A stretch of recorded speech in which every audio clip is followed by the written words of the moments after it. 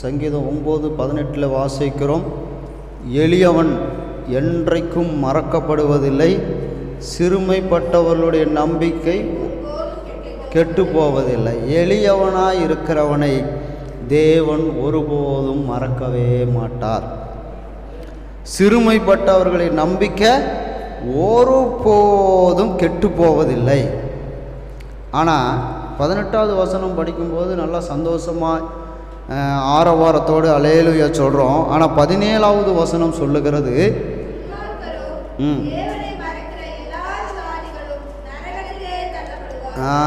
துன்மார்க்கன் அப்படின்னா நம்ம நிறைய சொல்லுவோம்.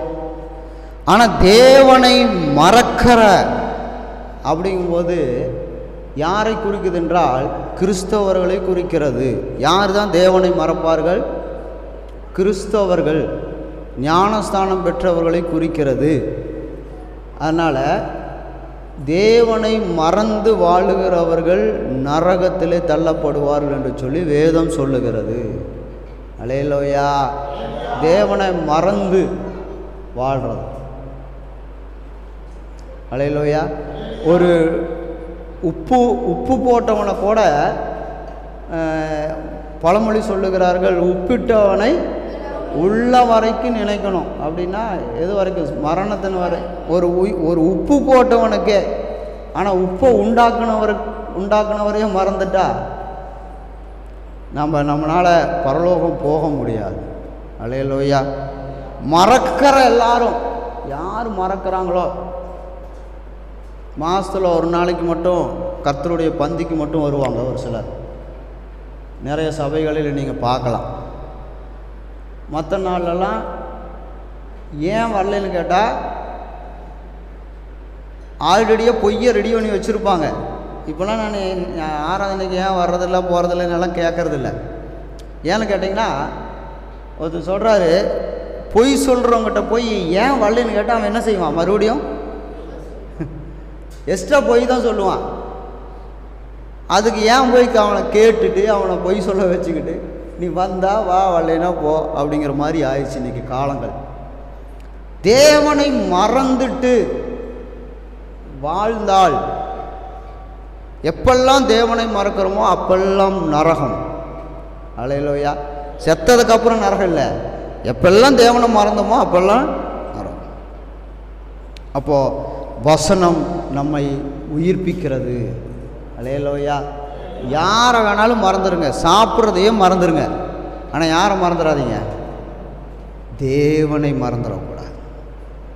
அல்லேலூயா. ஏன்னா உப்பு போட்டவனையே நினைக்கணும்னா உயிரையே கொடுத்தவருக்கு நம்ம என்ன செய்கிறோம்?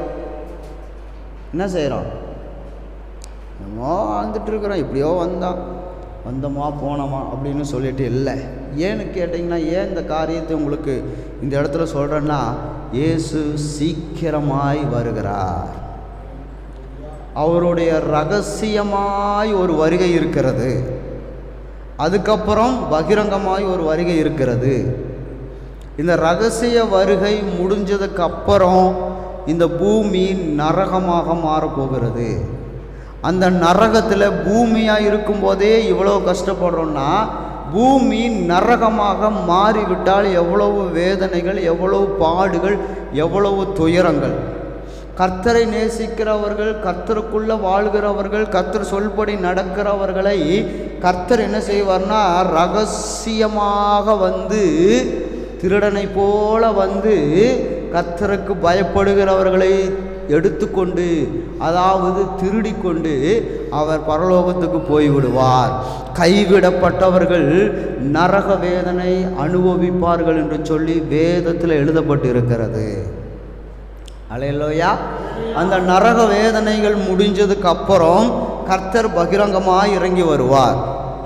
இறங்கி வந்து இருக்கிற சத்துருக்களை எல்லாத்தையும் நரகத்தில் தள்ளிட்டு ஒரு 1000 வருடம் இந்த பூமியை ஆட்சி செய்வார். அல்லேலூயா. இந்த இடப்பட்ட நேரத்தில் ஒருவேளை நாம் மரித்தோமானால் நல்லது, இல்லை என்றால் அந்தி கிறிஸ்துவினுடைய ஆட்சி, அதாவது சாத்தான் இந்த பூமியை ஆட்சி செய்வான். ஒரு மோடி ஆட்சி செய்கிறதவோ, ஒரு மற்ற கொரிய தேசத்தினுடைய ஆளுகை எல்லாம் பார்த்தோன்னா ரொம்ப கொடுமையாக இருக்கிறது. அப்படி கொடுமையாய் ஒரு மனிதனே ஆட்சி செய்கிறதே மிகவும் கொடுமையாக இருக்கிறது என்றால், சாத்தான் நேரடியாக இறங்கி வந்து ஆட்சி செய்தால் இந்த பூமி எப்படி இருக்குன்னு யோசிச்சு பாருங்க. அல்லேலூயா. இயேசுன்னு சொன்னால் என்ன செஞ்சிருவாங்க? வெட்டிடுவாங்க, வெட்டி கொலை செய்வார்கள். இல்லை என்றால் முத்திரை குத்தி கொண்டு, வேதம் சொல்லுகிறது 666 முத்திரை குத்தி கொண்டு இந்த உலகத்தில் சாத்தானோடு சாத்தானாக இந்த பூமியிலே சுகபோகமாக வாழலாம். ஆனால் சொர்க்கத்துக்கு போகிறதுக்கு முடியாது. பரலோகம் போக வேண்டும் என்றால் நாம் முத்திரை குத்தக்கூடாது. அடுத்தது எப்படி இருக்கணும்? இயேசுக்காக நிற்கணும். என்னை கொன்னாலும் சரி இயேசுவை நான் மறுதளிக்க மாட்டேன். அல்லேலூயா. சின்ன குட்டி குழந்தைய வச்சுருக்கிறவங்க அம்மாட்ட அப்பாட்ட வந்து சொல்லுவான் இயேசுவை மறுதலின்னு. அவங்க மறுதளிக்க மாட்டேன்னு சொல்லுவான். உடனே அந்த குழந்தைய பிடிச்சி அவன் கண் எதிராலேயே ஒவ்வொரு விரலாக வெட்டுவான். அப்போ அப்பா அம்மா என்ன செய்வாங்க? என் குழந்தைய விட்டுருங்க, நான் இயேசுவை மறுதளிக்கிறேன்னு சொல்லுவாங்க. அல்லேலூயா. கையை வெட்டுவான், காலை வெட்டுவான். அப்போ இயேசு என்ன செய்வாங்க? மறுதளிப்பார்கள். முத்திரை போடலினா ரேஷன் கடையில் உனக்கு பொருள் கிடைக்காது. எப்படி இன்றைக்கி ரேஷன் கார்டு இல்லாமல் பொருள் வாங்க முடியாதோ அதே போல் முத்திரை இல்லாமல் பொருள் வாங்க முடியாது. சீக்கிரமாக இந்த காலங்கள் வருகிறது, வரப்போகிறது. அல்லேலூயா. பொருள் கிடைக்காது. அப்போ போய் நீ முத்திரை போட்டிருக்கிறியா காட்டும்பா. உன்னை கையில் இல்லைன்னா நெத்தியில் முத்திரை போட்டிருக்கணும், அதை காட்டும்பா. அதை காட்டினா தான் அரிசி ரேஷன் கடையில் கிடைக்கும். குழந்தைக்கு உடம்பு சரியில்லை, ஆஸ்பத்திரி தூக்கிட்டு போகிறோம், ரொம்ப முடியாது, சாகிற கண்டிஷன் கிடக்குது. அவன் கேட்பான் முத்திரையை காட்டும்பான். நெத்தியில் முத்திரை போட்டிருக்குதா இல்லை வலது கையில் முத்திரை போட்டிருக்குதா காட்டும்பான். இல்லைங்க அப்படின்னு சொன்னால் உனக்கு வைத்தியம் பண்ண முடியாது, எடுத்துகிட்டு போயிருன்றுவான். அல்லேலூயா. கடுகளவு மனிதாவும் இருக்காது. அல்லேலூயா. கடுகளவு தெரியாமல் ஒரு ஊசி போடையா எடுத்துகிட்டு ஓடிருமா. அல்லேலூயா. சாப்பாட்டுக்கு வழி இருக்காது. அல்லேலூயா. தங்கம் ஸ்டோர்காரரே தரமாட்டார் பொருள். என்ன இருக்கணும்? முத்திரை இருந்தால் தான். இப்போ அதுக்குள்ளே பிசாசு கொண்டு போய் கொண்டு இருக்கிறான். நீ பணம் இருந்தால் தானே வாங்கிட்டு போய் கடையில் கொடுத்து வாங்கி அரிசி வாங்கி சாப்பிடுவேன்.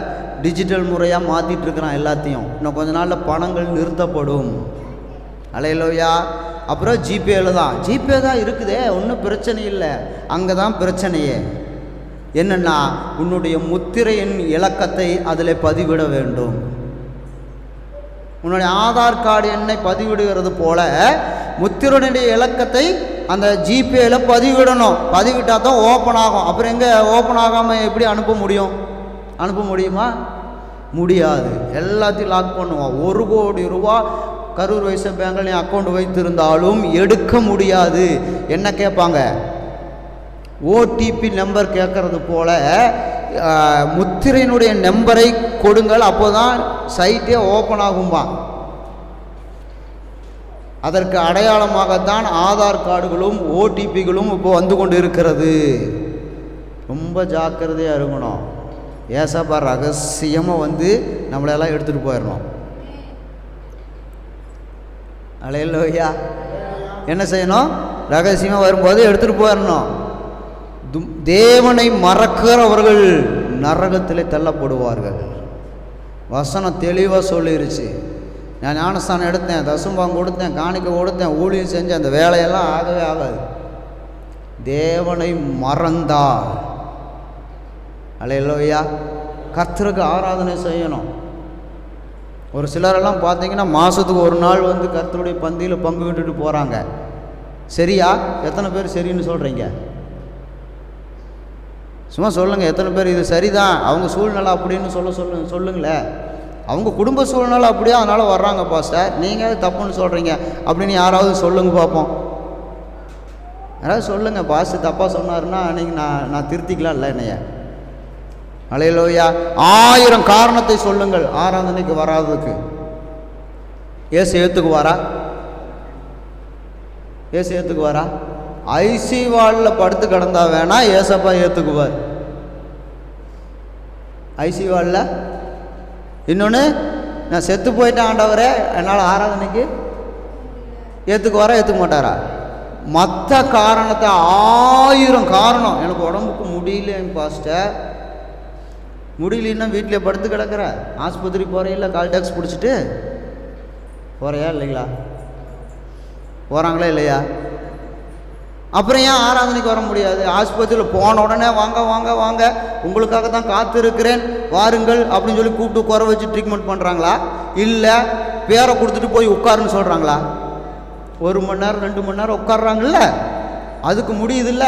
அப்போ சர்ச்சுக்கு வர்றதுக்கு இனிமேல் எழும்பணும். இந்த வேலையெல்லாம் ஆகாது, எழும்பணும், கர்த்தருக்காக எழும்பணும். ரகசியமாக வந்து நம்மளெல்லாம் கூட்டிகிட்டு போயிடுவார். என்னடா நேற்று நைட்டு தானே பிரின்சி பார்த்தேன், இன்னைக்கு காலையில் காணுமே. ஹல்லேலூயா. ஏன் தெரியுமா?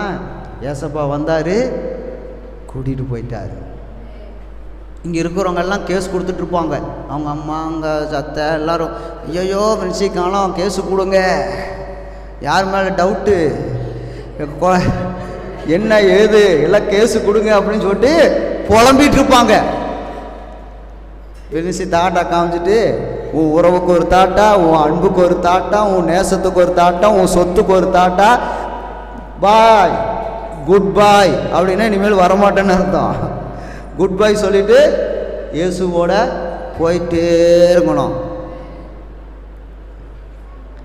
பிரின்சி தானே போகுது, நான் எதுக்கு ஆமேன்னு சொல்லணும், நான் எதுக்கு அல்லேலூயா சொல்லணும், நான் எதுக்கு உற்சாகமாக இருக்கணும்? பிரின்சி தானே பாஸ்டர் சொல்லியிருக்கிறாரு. அப்படியா? எத்தனை வீட்டும் வேலை கடன் வச்சுருங்க, குட் பை சொல்லிட்டு போயிட்டே இருக்கலாம். ஆனால் தனி நபர்கிட்ட ஒரு 10 ரூபா வாங்கியிருந்தா கூட அதை கொடுக்காம ஏசப்பா நம்மளை கூட்டிகிட்டு போக மாட்டார். வீட்டும் வேலை கடன் இருந்துச்சுன்னா நீங்கள் கட்டலினா அந்த லோன்காரன் என்ன செய்வான்?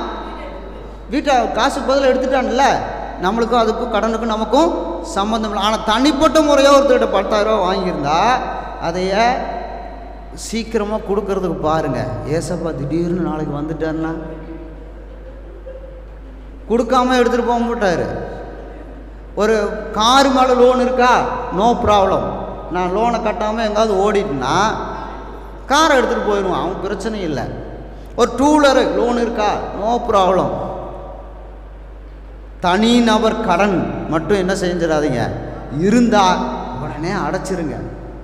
அல்லேலூயா. ஒரு நகையை அடமானம் வச்சுட்டோம், திருப்பலினா நோ ப்ராப்ளம், ஏசப்பா என்ன செஞ்சிடுவார்? ஆனால் அது நகை அந்த கடனுக்கு அவன் என்ன செஞ்சுக்குவான்? அவனுக்கு லாபம் தானே, பாதிக்கு பாதி தானே காசு தர்றான், மீதி பாதி லாபம் தான், போயிட்டு போகுது, நீ வந்துரு என்னோட அப்படின்னு ஆண்டவர் கூட்டிகிட்டு போயிடுவார்.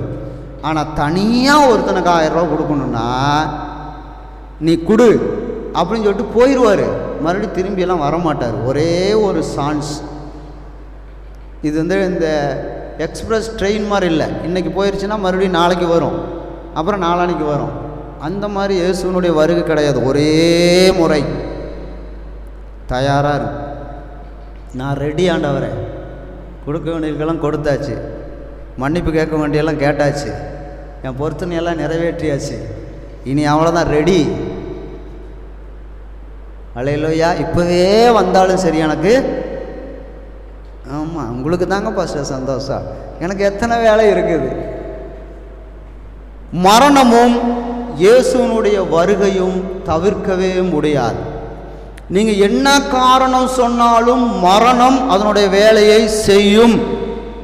என்ன கெஞ்சினாலும் சரி, என்ன கூத்தடிச்சாலும் சரி, என்ன பண்ணினாலும் மரணம் தன்னுடைய வேலையை செய்யும்.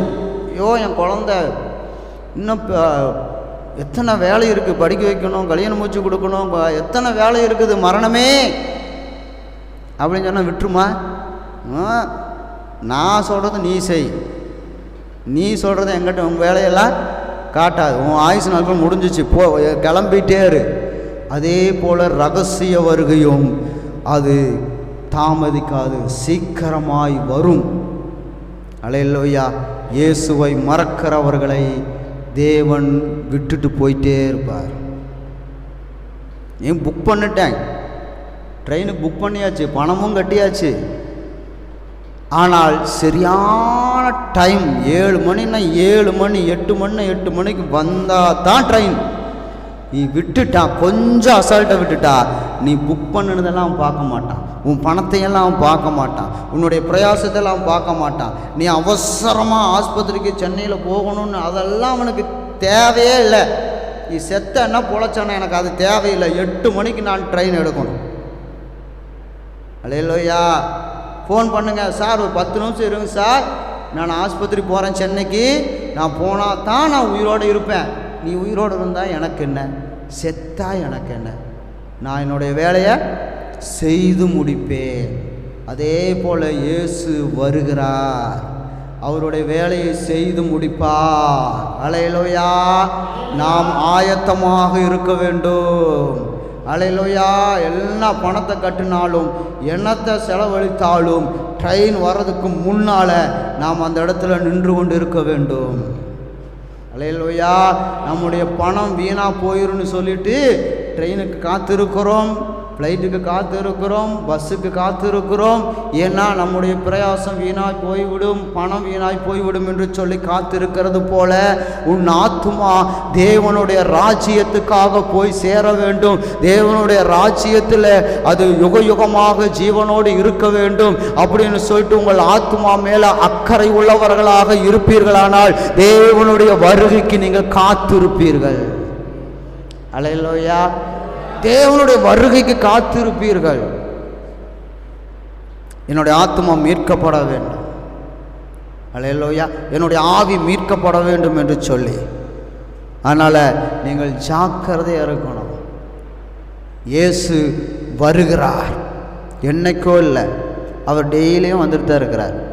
ஆனால் அந்த வருகை ஸ்பெஷல் வருகை, அந்த வருகை ஆச்சரியமான ஒரு வருகை, அந்த வருகை பயங்கரமான ஒரு வருகை.